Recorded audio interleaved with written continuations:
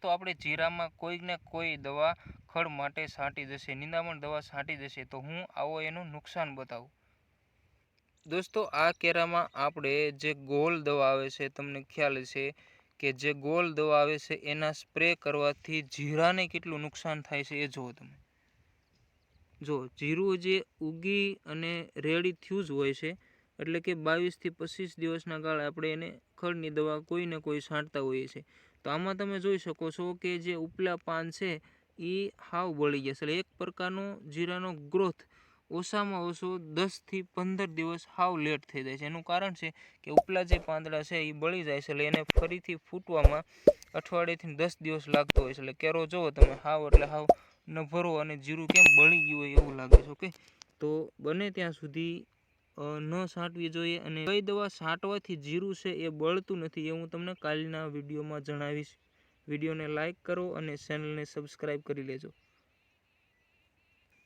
જો ખેડૂત મિત્રો, આ છે ઘઉં જે હાલમાં અત્યારે 22 દિવસના થઈ ગયા છે। ઓકે, એટલે 22 થી 25 દિવસના અંતરે તમારું ઘઉં રેડી થઈ જવા જોઈએ, પછી પિયત આપી દેવાનું, અને પછી હું જે દવા સજેસ્ટ કરું એ તમારે આપી દેવાની, એટલે સ્પ્રે કરી દેવાનો। તમારું કોઈ પણ જે નિંદામણ છે એ 100% ખતમ થઈ જશે।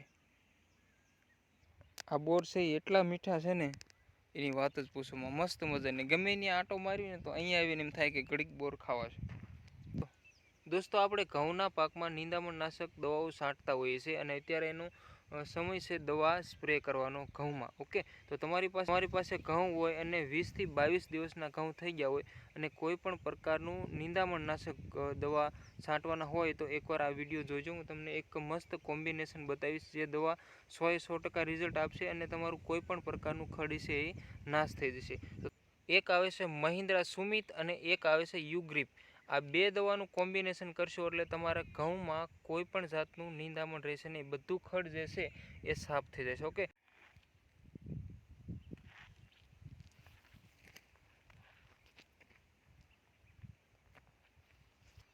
આ ઘઉંને આપણે કાલે દિવસે જ પિયત આપી દીધેલું છે, એટલે અત્યારે એમ થાય કે આપણે અત્યારે જ પાયેલો છે એ રીતનો લીલો કેરો દેખાય છે। હજી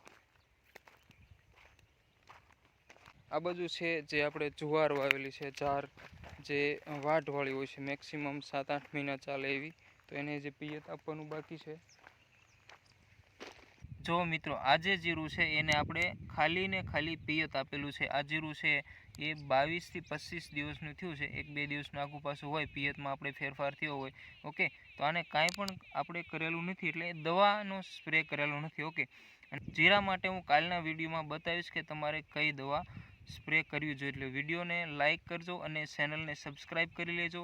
આ જીરુંને આપણે એક પણ સ્પ્રે કર્યો નથી, પણ તમારી પાસે જીરું હોય અને એના પાંદડા બળતા હોય કે પછી તમે એની ખડની દવા છાંટી હોય કોઈ પણ પ્રકારની, અને એના લીધેથી જીરું પાછું પડી ગયું હોય, અને એ જીરાને ઇન્સ્ટન્ટ ગ્રોથ કરવો હોય અને તાત્કાલિક કુળપમાં લાવવું હોય, તો એના માટે હું કાલના વિડીયોમાં તમને દવા સજેસ્ટ કરીશ। 100% રિઝલ્ટ મળશે, એટલે કાલનો વિડીયો જોજો અને આ વિડીયોને લાઇક કરજો અને ચેનલને સબસ્ક્રાઈબ કરી લેજો, એટલે નેક્સ્ટ વિડીયોની અપડેટ તમને મળી જાય।